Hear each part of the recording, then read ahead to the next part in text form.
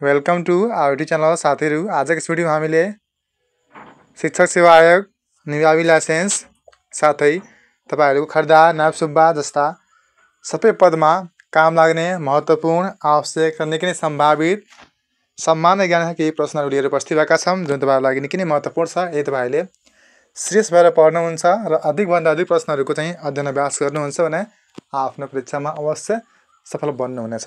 साथीहरू, तपाईको समयको ख्याल गर्दै लाग्यौं हामी आजको विषयवस्तुतर्फ। आजको यस भिडियोको पहिलो प्रश्न आएको छ, हाल नेपालमा नगरपालिकाको संख्या कति रहेको छ? हाल नेपालमा नगरपालिकाको संख्या कति रहेको छ? उत्तर आएको छ 276 वटा। प्रश्न नम्बर 2, क्षेत्रफलको आधारमा सबैभन्दा सानो महानगरपालिका कुन हो? क्षेत्रफलको आधारमा सबैभन्दा सानो महानगरपालिका कुन हो त? ललितपुर नगरपालिका है, ललितपुर महानगरपालिका। प्रश्न नम्बर 3 आएको छ, महाकाली नदीलाई भारतमा प्रवेश गरेपछि के नामले चिनिन्छ? यसको उत्तर आएको छ शारदा। प्रश्न नम्बर 4, उत्तर अमेरिका कसले पत्ता लगाएका हुन्? उत्तर अमेरिका कसले पत्ता लगाएका हुन्? उत्तर आएको छ क्रिस्टोफर कोलम्बस है, क्रिस्टोफर कोलम्बसले चाहिँ उत्तर अमेरिकालाई पत्ता लगाएका छन्। कहिले? 1492 मा। प्रश्न नम्बर 5 रहेको छ महत्त्वपूर्ण, दक्षिण अमेरिकाको सर्वोच्च शिखरको नाम के हो? दक्षिण अमेरिकाको सर्वोच्च शिखरको नाम के हो? उत्तर आएको छ माउन्ट एकान्गुआ।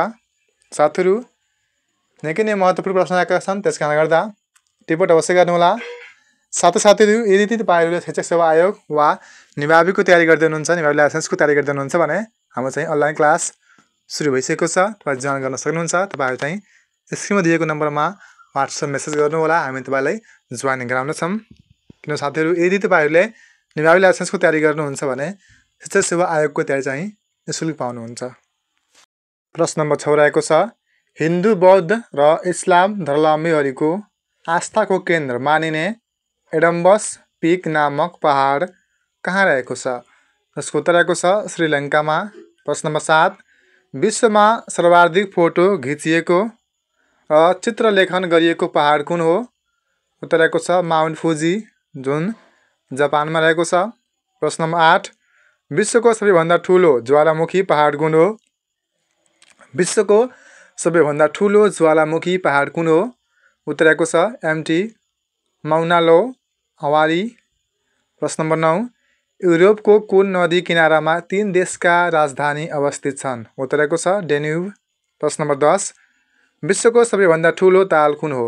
विश्वको सबैभन्दा ठुलो ताल कुन हो? उत्तर रहेको छ क्यास्पियन। प्रश्न नम्बर 11, लु भारतको थार मरुभूमिमा चल्छ भने सिरेटो कहाँ चल्छ? उत्तर रहेको छ हिमालय क्षेत्रमा। प्रश्न नम्बर 12, वाणिज्य वायु कुन नियम अनुसार बहन्छ?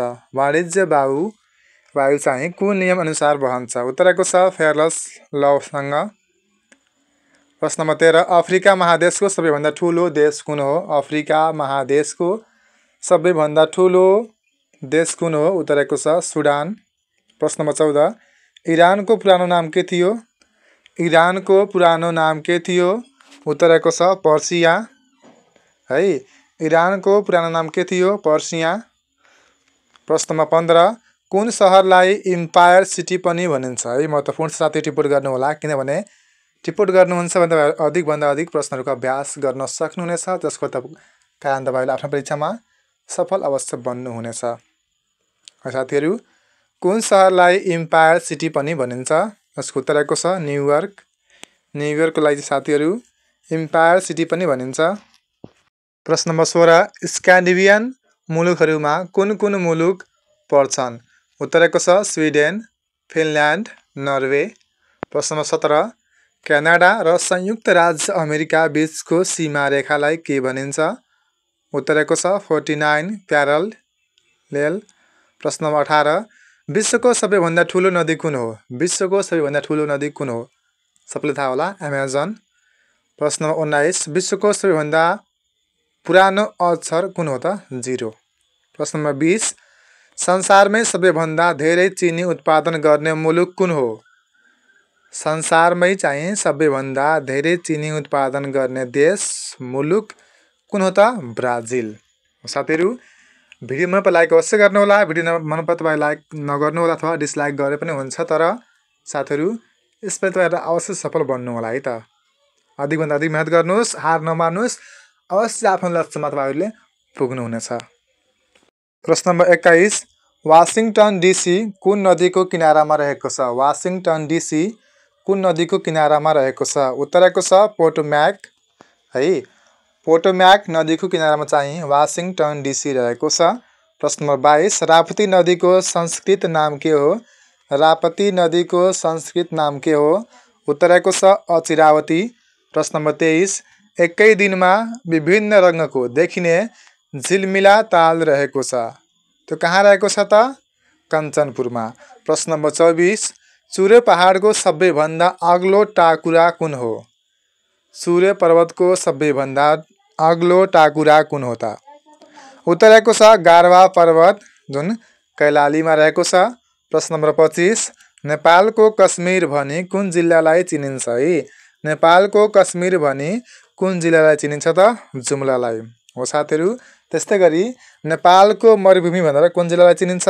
मुस्ताङलाई है। टिप्पणी गर्नु साथीहरू। नेपालको कश्मीर भनेर जुम्ला जिल्लालाई चिनिन्छ भने नेपालको मरुभूमि भनेर चाहिँ मुस्ताङ जिल्लालाई चिनिन्छ।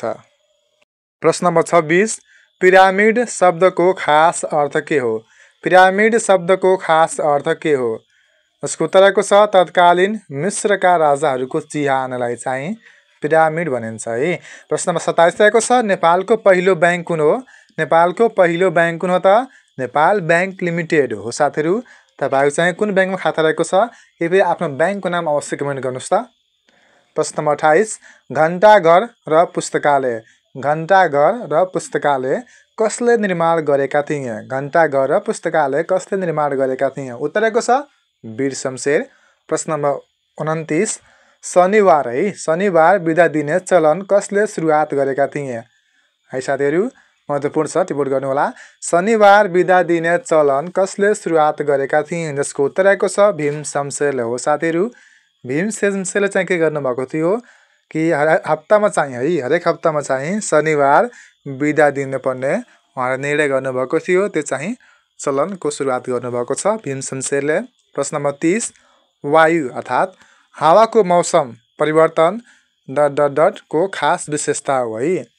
उत्तरको छ मनसुन जलवायु अर्थात् हावाको मौसम परिवर्तन चाहिँ मनसुन जलवायुको खास विशेषता हो।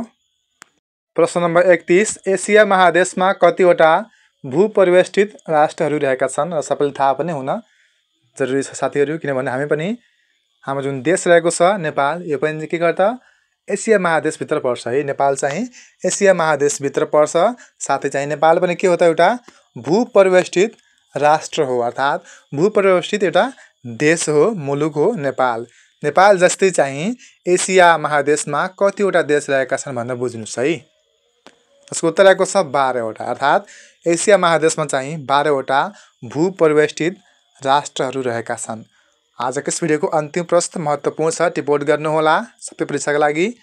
प्रशान्त महासागरको गहिरो भाग कुन हो? तपाईले महासागरको नाम सुन्नुभएको साथीहरू। यदि तपाईलाई थाहा छैन कतिवटा महासागर छन् के विशेषता रहेको छ भने हामी चाहिँ यसको बारेमा छुट्टै भिडियो एउटा हालेका छौँ अवश्य गएर हेर्नु होला है। त्यससँग सम्बन्धित साथीहरू आज रहेको छ प्रशान्त महासागर है। प्रशान्त महासागरको गहिरो भाग कुन हो? यसको उत्तरको छ मारियाना ट्रेन्च। के हो साथीहरू? Mariana trench. र आशा विश्वास छ तपाईँ सबै प्रश्नहरू टिप्पणी गर्नुभयो होला। किनभने टिप्पणी गर्नु र निरन्तर अभ्यास गर्नु चाहिँ एक सफल विद्यार्थीको लक्षण हो। उभित्र कतिवटा सफलता देखिन्छ है। त्यसकारण गर्दा साथीहरू अल्छी कहिले पनि नमान्नु होला। तपाईहरुले अधिकभन्दा अधिक ज्ञान आर्जन गर्नुहोस्। जहाँबाट गर्नुहोस् तर गर्नुहोस् अनि बल्ल तपाईँ आफ्नो परीक्षामा सफल बन्न सक्नुहुनेछ। साथीहरू आजको यस भिडियोलाई अन्त्यसम्म हेरेर साथ दिनुभएकोमा तपाईँ सम्पूर्णलाई हार्दिक धन्यवाद। यस्तै भिडियो हेर्नको लागि हाम्रो युट्युब च्यानललाई सब्स्क्राइब गरी बेल आइकन थिच्दा अलमा अवश्य क्लिक गर्नुहोला ताकि हामी कुनै पनि भिडियो पब्लिस गर्ने बित्तिकै तपाईको मोबाइलमा नोटिफिकेसन जान्छ। तपाईँ समयमै ज्ञान हासिल गर्न सक्नुहुनेछ। साथै आजको भिडियो कस्तो लाग्यो आफ्नो जिज्ञासा कमेन्ट मार्फत अवश्य पठाउनुहोला। साथै साथीहरू तपाईँ चाहिँ कुन पदको तयारी गर्दै हुनुहुन्छ कृपया त्यो पदको नाम अवश्य कमेन्ट गर्नुहोला। हामी त्यससँग सम्बन्धित अधिकभन्दा अधिक सेटहरूको समाधान गरी भिडियो मार्फत हामी ल्याउनेछौँ। साथै आजको भिडियोमा यति नै। फेरि भेटौँला हामीले अर्को ज्ञानको सम्बन्धित भिडियोसँग।